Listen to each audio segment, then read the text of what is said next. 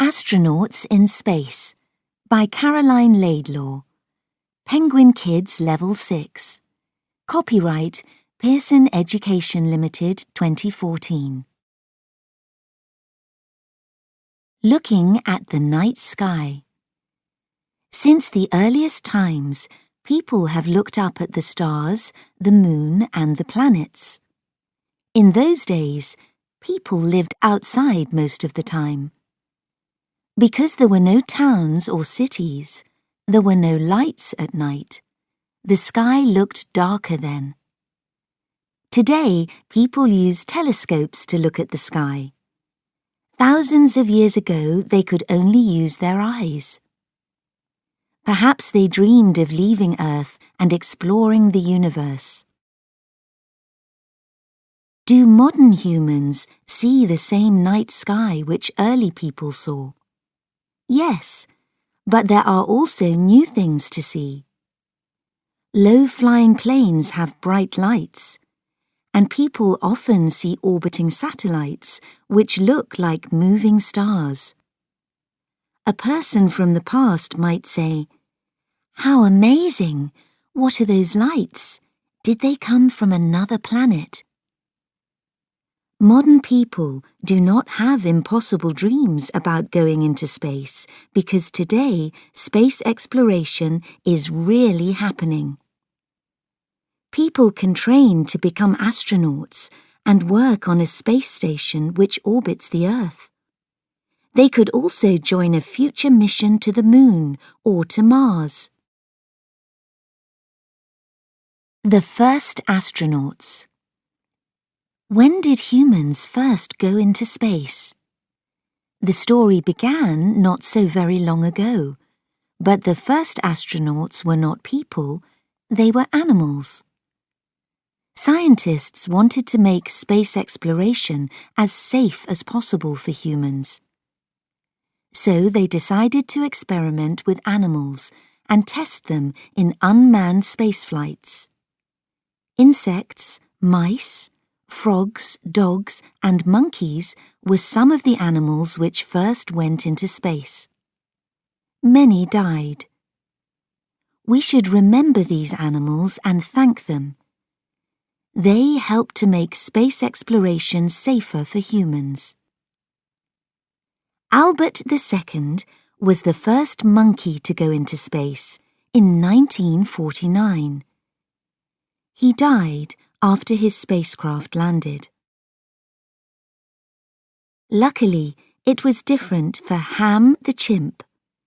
His story ended happily when he returned to Earth in very good health. Scientists wanted to know the answer to an important question. Could Ham do the same things in spaceflight which he could do on Earth? The answer came in 1961, when Ham went on the Mercury Redstone 2 mission.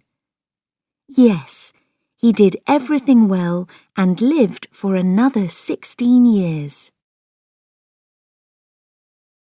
Sputnik. In 1957, the Soviet Union surprised the whole world when it launched Sputnik 1 into orbit around the Earth. It was the world's first satellite. A month later, the Soviet Union launched its second satellite, Sputnik 2. It was a metal ball which weighed 113 kilograms and it carried a dog. The name of this small astronaut was Laika, and she had a strange life. Her first home was on the streets of Moscow, where she belonged to no one. Her second home was with scientists who trained her for the Sputnik 2 mission. The saddest part of the story happened after the launch. Laika only lived a few hours. The space race. Laika's flight was the beginning of a race between the USA and the Soviet Union. Both countries wanted to be the first to send a man into space. In 1961, The Soviets won this race when Yuri Gagarin became the first man in space. His spacecraft, Vostok 1, completed one Earth orbit. 2 years later, in 1963, Valentina Tereshkova from the Soviet Union became the first woman in space. Her flight took nearly 80 hours, and she flew 48 times around the Earth. Exploring the Moon. Apollo 11. On the 16th of July, 1969, the eyes of the world were watching the USA when a Saturn V rocket launched the command module Columbia and the lunar module Eagle into space. Inside Columbia, there were 3 astronauts: Commander Michael Collins, Neil Armstrong, and Buzz Aldrin. 3.5 days later, Neil Armstrong became the first man to walk on the moon. Armstrong and Aldrin were on the moon for 21 hours, but they spent only 2.5 hours exploring the moon's surface. Here they found rocks and moon dust to take back to Earth for scientific experiments. When Armstrong and Aldrin were busy on the moon, Commander Collins was orbiting in Columbia. He was waiting for the other 2 astronauts to finish their work. When Armstrong and Aldrin were ready, they launched themselves off the moon in Eagle, then docked with Columbia. After that, the 3 astronauts returned to Earth, but they left Eagle behind. 2 years later, it fell from orbit onto the moon. Getting around on the moon. After Apollo 11, 5 more missions took men to the moon. On the first 3 missions, the astronauts moved around on foot. It was a slow way to travel because walking in spacesuits is not easy.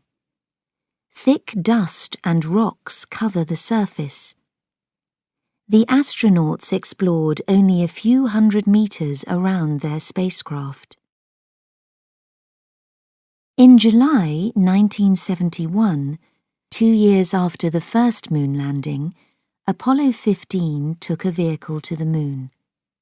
It was called the Lunar Rover, a kind of open car which made life easier for astronauts to get around. They could explore much more of the moon's surface in the Lunar Rover. It carried scientific equipment and had a camera at the front. Lunar rovers also went to the moon on the Apollo 16 and 17 missions. In December 1972, Apollo 17 astronauts Ronald Evans and Harrison Schmitt were the last men on the moon. They drove 30.5 kilometers and spent 75 hours there. They took 110 kilograms of rocks and dust back to Earth. Future space exploration. American engineers are developing a space exploration vehicle, SEV. If there is a return mission to the moon, astronauts will be able to live and work inside the vehicle. They will wear their Earth clothes inside, but outside they will have to wear spacesuits. The first lunar rover was really just an open car. The SEV will be closed and will look different. The USA and China might send astronauts to the moon sometime in the future. Their astronauts will probably explore hundreds of kilometers of the moon's surface. Staying alive in space. Humans have lived on Earth for many thousands of years. We breathe its air, drink its water, and we eat the food which grows here. In space, there is no air, no water, and no food. If astronauts do not take supplies of these important things on space flights, they will die. The environment inside a modern spacecraft has everything which a person needs to stay alive. But it is not exactly the same as it is on Earth, because inside an orbiting spacecraft, everything floats. Why don't people and things float on Earth? It is because the Earth's gravity holds us to the ground. Gravity is a force which keeps the Moon in orbit around the Earth and the planets in orbit around the Sun. Gravity also pulls an orbiting spacecraft towards the Earth. In fact, the spacecraft is in free fall, but its speed keeps it in orbit. The spacecraft and everything and everyone inside are falling at the same speed. Free falling produces a microgravity environment in which everything floats and seems to be weightless. Spacesuits. An astronaut outside a spacecraft must wear a spacesuit to stay alive. The space environment can be too hot or too cold, but the spacesuit keeps the body at the right temperature. It carries air for the astronauts to breathe and water for them to drink during an extravehicular activity, EVA, which is the name for a spacewalk or moonwalk. Sound does not travel in space, so astronauts use equipment inside their spacesuits to communicate with each other. Astronauts use tethers on EMUs to attach themselves to space stations. If a tether breaks and an astronaut floats away, he or she can use the EMU's life jacket to fly back to the station. Sometimes, when astronauts work outside, they stand on a robotic arm. What will spacesuits of the future look like? Professor Dava Newman is leading research on the biosuit, which is light and easy to move in. Maybe one day astronauts will wear biosuits on Mars. The first space stations. Salyut 1. In 1971, the Soviet Union launched Salyut 1. It was the world's first orbiting space station. Later, 3 astronauts went in a Soyuz spacecraft to join Salyut 1 for 24 days. Skylab. America's first space station went into orbit in 1973.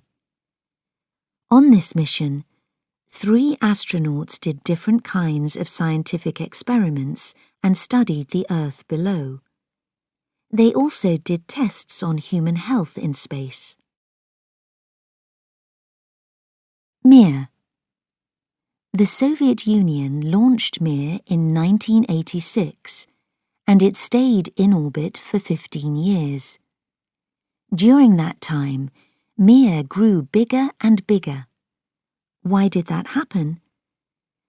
Scientists wanted to build a home where astronauts could live and a science laboratory where they could work. Bit by bit, they sent new modules to fit onto Mir. Mir was the first space station in which Soviet and American astronauts lived and worked together. The American space shuttle took astronauts to Mir and carried supplies. The Space Shuttle Program.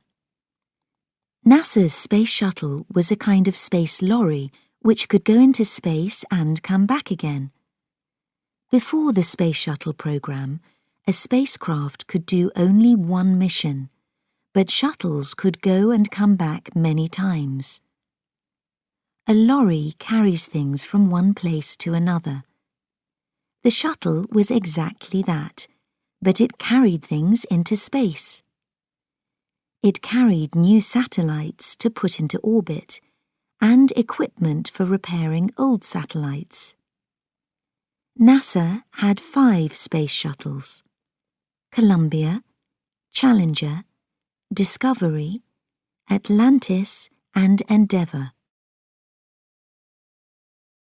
In 1990, Space Shuttle Discovery put the Hubble Space Telescope into orbit 569 kilometers above the Earth. The telescope was the size of a city bus. Not long afterwards, NASA Ground Control discovered a problem. Hubble was not working. It was sending pictures back to Earth which were not clear. So in 1993, Shuttle Endeavour took astronauts to repair the telescope in space. First, they caught it and attached it to the shuttle. Then the repair work could begin. A robotic arm helped with this job, which took 5 days to complete. After the repair, Hubble started taking beautifully clear pictures of the universe. Between the first launch on the 12th of April 1981 and the last landing back on Earth on the 21st of July 2011, space shuttles flew 135 missions. During these missions, shuttle astronauts and space scientists did 75 experiments in shuttle space labs. They also repaired satellites and helped to build the International Space Station. Most of NASA's missions have gone well, but space exploration is dangerous. The astronauts on Space Shuttle Challenger died in a terrible accident after its launch on the 28th of January 1986. The International Space Station, ISS. High above the Earth, a group of people live and work in an orbiting laboratory. Their home travels at 32,410 kilometers an hour, at a height of about 400 kilometers. It completes 15 orbits every day. Astronauts first began building the International Space Station in 1998, when Russia launched the first module. 13 years later, after many space shuttle missions, astronauts finished building the ISS. It is now big enough for 7 people to work, play, exercise, and sleep in. They usually spend 6 months on the space station. At first, robotic arms did much of the building. Now they do repairs and move astronauts around safely during spacewalks. Robotic arms also lift and move supplies when they arrive from Earth. 15 countries send equipment, astronauts and scientists to work on the ISS. They do important research to develop new medicines. They find out how plants grow in space, and they do other work which can help our planet and its people. When astronauts first arrive at the ISS, life feels strange. In this email, an astronaut describes her life. To Mandy, Simon, Fiona. From Betty. Subject: News from Space. Hello everyone. I arrived a few days ago and I've been very busy. I'm fine and I'm enjoying life up here. Being in a microgravity environment is very strange, but it's a lot of fun. I'll try to explain. The first thing to remember is that things don't fall if you drop them. Just now I dropped my pencil, so I looked for it near my feet. It wasn't there because it was floating right next to me. Astronauts often play floating games just for fun. If you're thinking that I only play up here, you're wrong. My experiment with salad plants in microgravity is going well. I spend hours on computers too. Sometimes I look at the view of Earth below. Then I can't stop looking. It's just so beautiful from here. Yesterday I saw North Africa and the Spanish coast.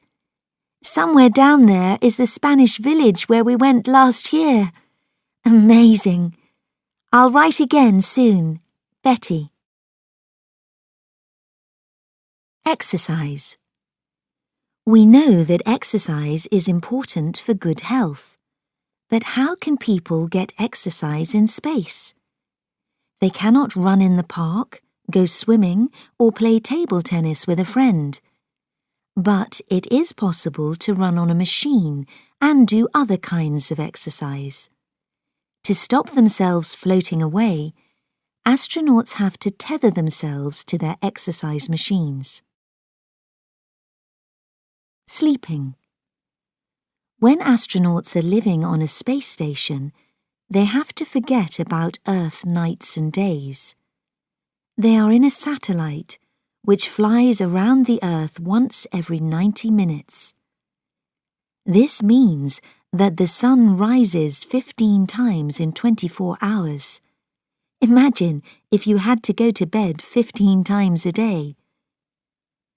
Astronauts follow Earth times for day and night. So they cover their eyes and get into sleeping bags when they are tired. They must remember to attach their sleeping bags to a hard surface, or they will wake up somewhere else. Food. There are hundreds of different kinds of bags on the space station, big ones for sleeping in and small ones for keeping food in. Food in bags usually needs warm water to prepare it for eating. Meals were not very good in the early days of space exploration, but now they are much better. On the ISS, astronauts can choose to eat food from many different countries. Some astronauts prefer eating their food out of plastic bags. Others like to hold it in their hands.